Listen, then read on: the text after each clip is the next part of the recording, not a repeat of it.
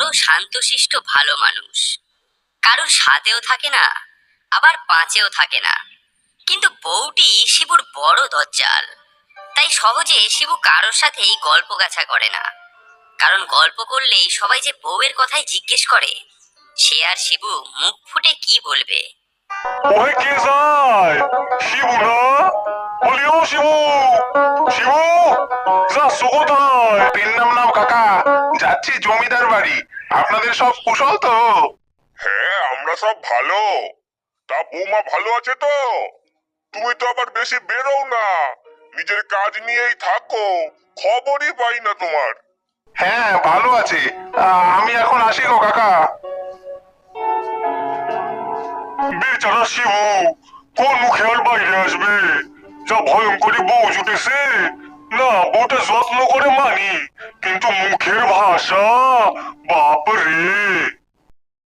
ঠিক বলেছো পবনদা, শিবুর কপালটাই খারাপ। বাড়ি ফিরতে যে আর মন চায় না, সব দিন কিছু না কিছু নিয়ে অশান্তি। আর কি ছুটিনাটিরাই না করে, ইচ্ছে করে নিজের বাড়ি ছেড়ে নিজেই দেশত্যাগী হই। কি ওখানে দাঁড়িয়ে কি বিড়বিড় করা হচ্ছে শুনি? না না, কিছু নয়। তুমি ঘরে এসো, তোমার সাথে কথা আছে। এই এই রে, নিশ্চয় কিছু হয়েছে। নিত্যর কথার ভঙ্গি তো ভালো লাগছে না। কি হলো? এসো। ওপারে নন্দা জেঠি বলছিল তুমি নাকি স্বপন করোর মেয়ের সাথে ফষ্টি নষ্টি করছো আজকাল। কথাটা সত্যি নাকি? আরে না না না, কি বলছো তুমি? বোকা পেয়েছো? এ নিত্য মামনি সব সহ্য করবে, কিন্তু চরিত্র দোষ সহ্য করবে না। এ নাও, নাও। উফ উফ, আরে আরে আরে, কি তুমি আমাকে ঝাঁটার বাড়ি মারলে? এই বাড়িতে আমি আর থাকবো না। যাই, বরং কলকাতায় যাই, মা কালীর কাছে প্রার্থনা করব। শিবু সেদিনই পুজো দেওয়ার জন্য কলকাতা চলে গেল। হে মা কালী, তুমি তো সবই দেখছো মা। নিত্যকে ওলা ওঠায় টেনে নাও মা, আমি জোড়া পাঠা নৈবেদ্য দেবো। আর যে বরদাস্ত হয় না মা, একটা সুরাহা করে দাও মা, যাতে নতুন করে সংসার বাঁধতে পারি। ওই ছোকরা, আরো 4টে তেলে ভাজা দাও, সঙ্গে আমৃত্যি হইল।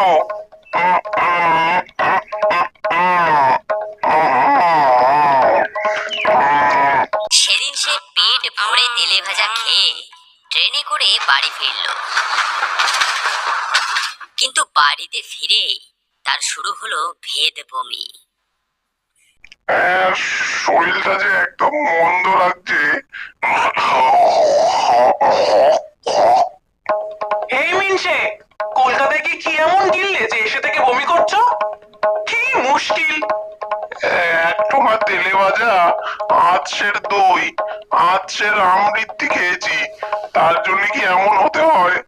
মা কালী যে উল্টোটাই বুঝলেন। ও মা গো, নিত্যর কথা বলেছিলাম, এ তুমি কি শুনলে? আসুন কবরেজ মশাই, দেখুন। এ তো সাংঘাতিক অবস্থা। রাত পেরোলে হয়। ওমা, সে কি কথা গো! এবার আমার কি হবে গো? আমি ভুল করেছি, আমি ভুল করেছি ওগো। ওগো ঘটনা কি হবে এবার আমার?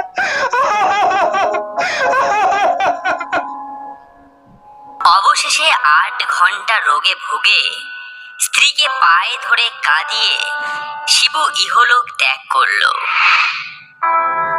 গ্রামে আর তার মন টিকল না।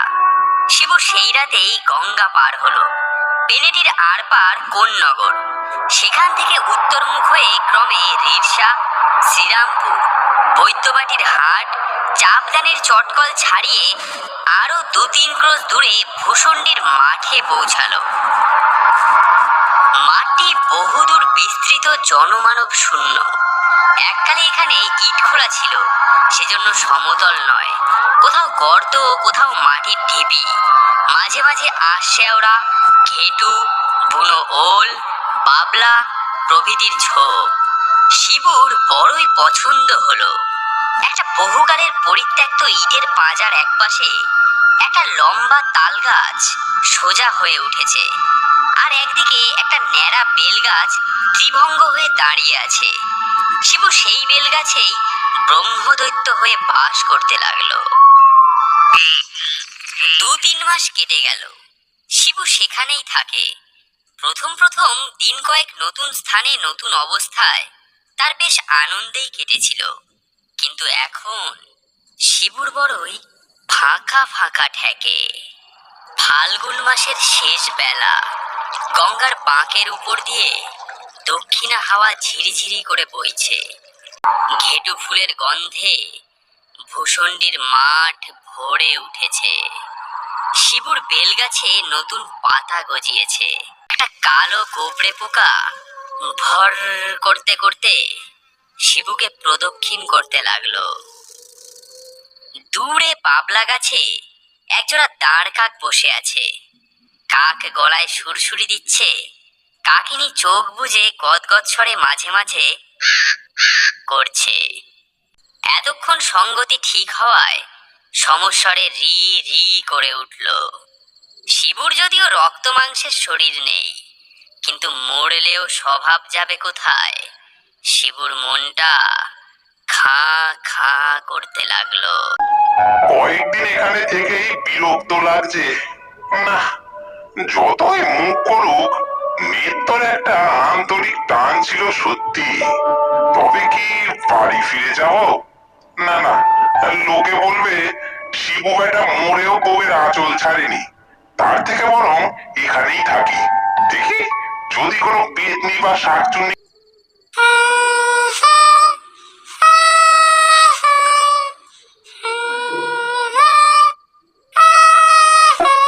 ওই যে ওই যে শাকচুন্নি যাচ্ছে, যাই যাই দেখি।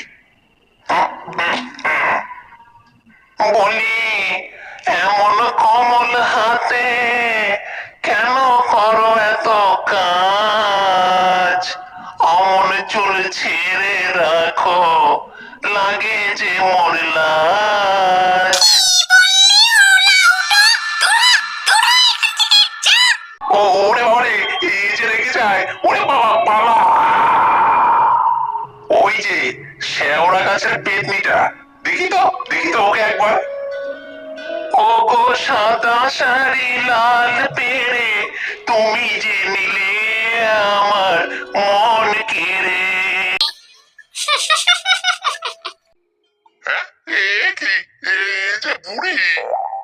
শিবুর মন সবচেয়ে বেশি হরণ করেছে এক ডাকিনী। ভূষণ্ডির মাঠের পূর্ব দিকের গঙ্গার ধারে ক্ষিরিবামনির পরিত্যক্ত ভিটায় যে জীর্ণ ঘরখানি আছে, তাতেই সে অল্পদিন হলো আশ্রয় নিয়েছে। শিবু তাকে শুধু একবার দেখেছে এবং দেখেই মজেছে। ডাকিনী তখন একটা খেজুরের ডাল দিয়ে রোয়াক ঝাড় দিচ্ছিল। পরনে ছিল তার সাদা থান। শিবুকে দেখে নিমেষের তরে ঘুমটা সরিয়ে ঠিক করে হেসে হেসে হাওয়ায় মিলিয়ে যায়। কি দাঁত, কি মুখ, কি রং! নৃত্যকালীর রং ছিল পান্তুয়ার মতো, কিন্তু ডাকিনীর রং যেন পান্তুয়ার শ্বাস। আহা শ্রী রাধিকে চন্দ্রা বলি, কারে রেখে কারে ফেলি। এমন সময় মাটির ভেতর থেকে ভাঙা কাঁসরের মতো আওয়াজ আসলো। ভায়া, কলকেটায় কিছু আছে নাকি? বেলগাছের কাছে যে ইটের পাঁজা ছিল, সেখান থেকে খান কতক ইট খসে গেল এবং ফাঁকের ভেতর থেকে হামাগুড়ি দিয়ে একটি মূর্তি বেরিয়ে আসলো। স্থূল খর্ব দেহ, ঠেলো হুকোর খোলের উপর একজোড়া পাকা গোফ গজালে যেরকম হয়, ঠিক সেই রকম মুখ। মাথায় টাক, গলায় রুদ্রাক্ষের মালা, গায়ে ঘুন্টি দেওয়া মেজরাই, পরনে ধুতি, পায়ে তালতলার চটি। আগন্তুক শিবুর হাত থেকে কলকেটা নিয়ে বলল, ব্রাহ্মণ, দণ্ডবধ হই।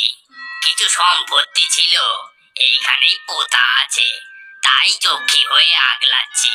বেশি কিছু নেই, 2-500। সব বন্ধকি তমসুক দাদা, ইষ্টম্বার কাগজে লেখা, নগদ শিক্ষা একটিও পাবে না। খবরদার, ওদিকে নজর দিও না, হাতে হাত করে পড়বে। মশাইয়ের ভূতপূর্ব পরিচয়টা কি জিজ্ঞাসা করতে পারি? আর পরিচয়, বড় কেউ কেটা মানুষ ছিলাম গো। শুধু বউয়ের অত্যাচারে সংসার হলো না, কি আর বলবো। আমায় জেলা কাট মেরে বাপের বাড়ি পালালো, আর মন টিকলো না। পরে বউটা মরকে মরলো, বিয়েও আর করিনি। এখন মরে যক্ষ হয়ে সম্পত্তি সামলাচ্ছি। সবারই তাহলে একই অবস্থা। যা বলেছো ভায়া, সব সেঙ্গাদেরই একই হাল। পুরনো কথা ভেবে মন খারাপ করে ফল নেই। এখন একটু গান বাজনা করি, এসো। বাবা ছাতু ঘর, একটু এঁটেল মাটিটা চটকে এই মধ্যিখানে থাবড়ে দে তো। হ্যাঁ, ঠিক হয়েছে। ধা ধা ধিন তা কং তা গে, গিন্নি খা দেন কর্তা কে। ধা ধা ধিন তা কং তা গে, গিন্নি খা দেন কর্তা কে। এভাবেই কেটে গেল বেশ কয়েকটা দিন। এদিকে অনেক কাকুতি মিনতির পর ডাকিনী শেষে শিবুর সঙ্গে বিয়ে করতে রাজি হয়েছে। কিন্তু সে এখনো কথা বলেনি, ঘুমটাও খোলেনি, তবে ইশারায় সম্মতি জানিয়েছে। একটা অশুভ দিন দেখে শিবুর বিয়ে ঠিক হয়ে গেল। ঘরের মধ্যে কচু পাতার আসনে বসে শিবু উৎসুক মুখে বলল, এইবার একটু ঘুমটাটা খুলতে হচ্ছে যে। তুমি নেতো? হ্যাঁ, কি ভেবেছিলি মরে গিয়ে পার পেয়ে যাবি? কি মুশকিল, তুমি মরলে কি করে? ওলাউট হয় নাকি? ওলাও তো 70-এর হোক, কেন ঘরে কি কেরোসিন ছিল না? ও, এই জন্য ওই রংটা সাদা পান্তুয়ার মতো দেখাচ্ছে। তার মুখটাও যেন কিছু নরম হয়েছে বলে মনে হচ্ছে। শুভ কাজে বাধা পড়ল। বাইরে কিসের একটা গোলযোগ শোনা গেল। হঠাৎ উল্কার মতো ছুটে এসে পেতনি ও শাকচুন্নি উঠোনের বেড়ার আগর ঠেলে ভীষণ চেঁচামেচি আরম্ভ করলো। আমার স্বামী তোকে কেন দেবো না? ও যে তোর নাতির বয়সী। ইস, আর তুই যেন কচি খুকি। আর তুই তো বুড়ি রে, বুড়ি। আহা, কি আমার কোনে বোকা। তোর মেছো পেতনি, আমি ওর 2 জন্ম আগেকার বউ। তোর গোবর চুন্নি, আমি যে ওর 3 জন্ম আগেকার বউ। ওর চেঁচিয়ে ওদিকে ডাইনি মিনসেকে নিয়ে উড়াও হোক। তখন পেতনি বিড়বিড় করে মন্ত্র পড়ে আগর বন্ধ করে দিল। আগে তোর ঘাড় মোট খাবো, তারপর ওই ডাইনি বেটিকে খাবো। বাইরে তাদের দুজনের মধ্যেই চুলোচুলি লেগে গেল। একা নৃত্যকালীতেই রক্ষে নেই, তার উপর শিবুর আগের 2 জনমের পত্নী এসে হাজির। শিবু এসব দেখে হাতে পইতে জড়িয়ে ইষ্ট মন্ত্র জপ করতে লাগলো।